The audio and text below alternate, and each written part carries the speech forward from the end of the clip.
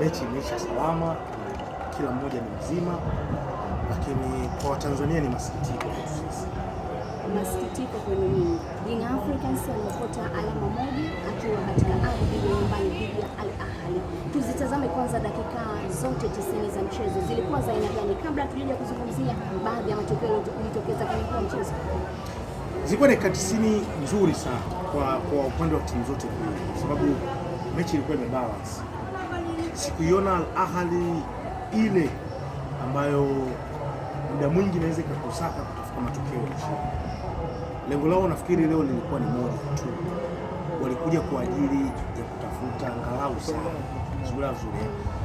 Walikuwa wanacheza kwenye gia muda mwingi mwa mchezo.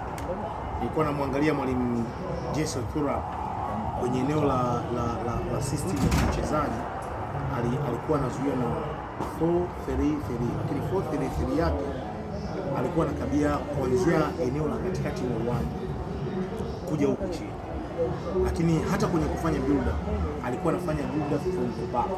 In Africans walikuwa hawaendi kutia pressure sana kwenye lango la timu ya Al Ahly, lakini bado walikuwa hawalazimishi makosa Al Ahly aidha kujichanganya wakapoteza mipira kirahisi, In Africans iliweza kufanya turnovers. Hicho kitu kiukweli mimi sikukiona. Walikuwa wamerelax sana Al Ahly wakiwa wanafanya build up kutokea nyuma, wakiwa wanajaribu kutengeneza mashambulizi kupitia pembeni mwa uwanja ambapo alikuwa anacheza Tahir Mohamed, lakini kushoto pia alikuwa anacheza Mahmoud Trezeguet. Inaona zaidi wakiwa wanapitia kule pembeni. Leo walikuwa wanamkosa Imam Ashura, mtu ambaye alikuwa na hudumu kwenye lile eneo la nyuma ya mshambuliaji bana mdogo Marwan Othman, alikuwa ni Ahmed Zizu, walikuwa wanacheza kwenye lile eneo. Bado na yeye hakuwa na madhara yale ambayo tuliyaona aliyasababisha Imam Ashura kwenye mechi iliyopita. Kwa ulikuwa unaiona Al Ahly zaidi ikiwa inajaribu kucheza kwenye gia na kuja kutafuta sare, kwa sababu wao sare inawanufaisha, kwa sababu wao wanapata alama 8, Africans anafikisha alama 5, lakini wana mechi moja nyumbani na wana mechi nyingine wapi? Ugenini. Kwa hiyo kwao ilikuwa ni faida, wakifikisha alama 11 wametoboa. Lakini kwa Africans pia performance ya leo haikuwa nzuri sana wala haikuwa mbaya sana, ilikuwa katikati. Yaani haikuwa wao. Unajua ili wafunge Al Ahly ni lazima uwe na performance bora kupindukia. Ukiwa na performance ya kawaida uwafunge Al Ahly. Walianza vizuri sana in Africans, kwa nidhamu kubwa sana, wakiwa na utulivu wa hali ya juu. Kwa maana mwalimu aliamua kucheza na mabeki 4 wenye asili ya kucheza katikati, mabeki 3 wenye asili ya kucheza katikati, alafu beki mmoja ndio alikuwa fullback, lakini kuna muda alikuwa anajaribu kutumia wingback, kwa maana ya kwamba kuna muda alikuwa anamtumia bwana mdogo Alan Okello ama Max Nzengeli kucheza kama wingback wa kulia. Leo Israel Patrick Mwenda, Atola Kwasiao, Kibwana Shumari walianzia wapi? Walianzia bench. Lengo na madhumuni ni kutengeneza compactness kwenye eneo la ulinzi, lakini juu yao alikuwa Mohamed Damaro Kamara, ambaye yeye kazi yake ilikuwa ni kuilinda hii back four na kutokufanya makosa mengi ambayo yangeweza kuigharimu Young Africans. Hilo alilifanya kwa ufanisi mkubwa sana Mohamed Damaro Kamara. Leo alikuwa katika kiwango bora, macho yake na mtu kama Aliou Dieng ilikuwa kubwa sana. Alikuwa ampi hiyo chance ya kuweza kuidrive Al Ahly kuja kufika kwenye lango la Young Africans kirahisi na kuleta madhara.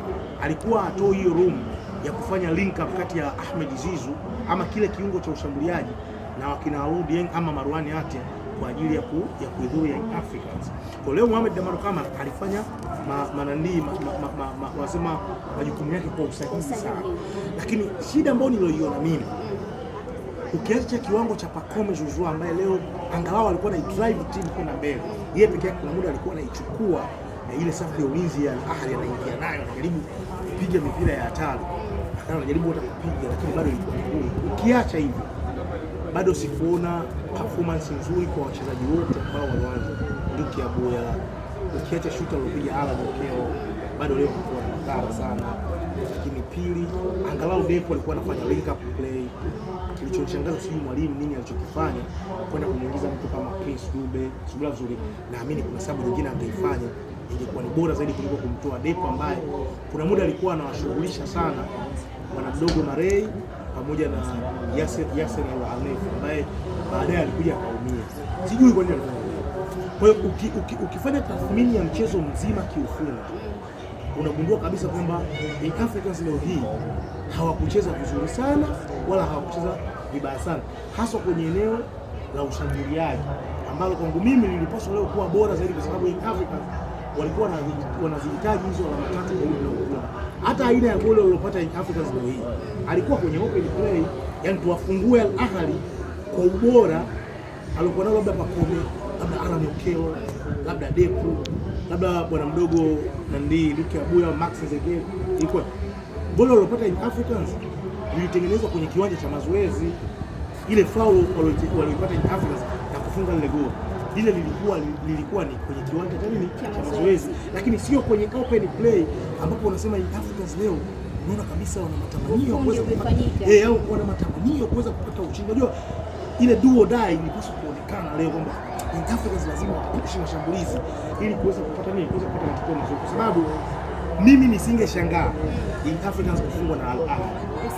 Nisingeshangaa kwa sababu naamini Al Ahly ni bora kuliko Young Africans, ila ingekuwa ni surprise kwangu na ingekuwa ni furaha zaidi kwangu Young Africans kama angeweza leo kumshughulisha Al Ahly ipasavyo na kuweza kufunga.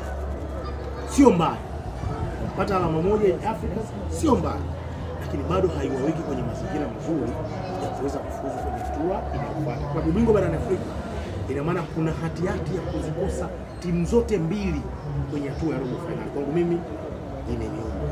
Jana tulipozungumza kuna aina ya kikosi ambacho ulikitaja, unasema kama kocha akiamua kuingia na hicho kikosi basi hali ya chomoki. Tuzungumzie kikosi ambacho ulichagua kukianzisha, kocha wa Young Africans Gonzalez. Kilikuwa na mapungufu aina gani kikosi cha kwanza? Binafsi kwanza mimi nisingeanza na Alan Okello. Mimi nisingeanza na Starboy. Mimi nisingeanza. Kwenye ile front three mimi ningeanza na Pacome Zouzoua, Depo na Max kulingana na mahitaji ya mechi. Kwa nini hao watu watatu?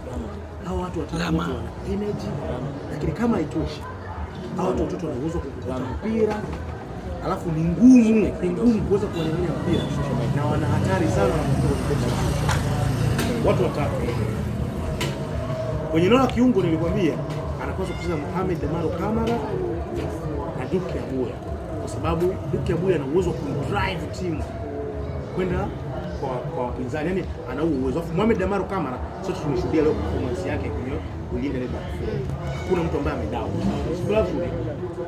Alafu wale mawing back mimi ningeweka watu ambao wana uwezo wa kwenda kushambulia. Yaani mimi kiukweli nisingeriski kwenda na Dickson Job kwa sababu ya kuzuia, kwa sababu labda nipate ni mimi. Na jana ulimweka bench. Weka bench. Ule upande wa kulia kama asingecheza Max Nzengeli kama wing back, ule upande mimi naamini kati ya Tola Kwasi yao ama Israel Patrick Mwenda alikuwa anafaa kucheza.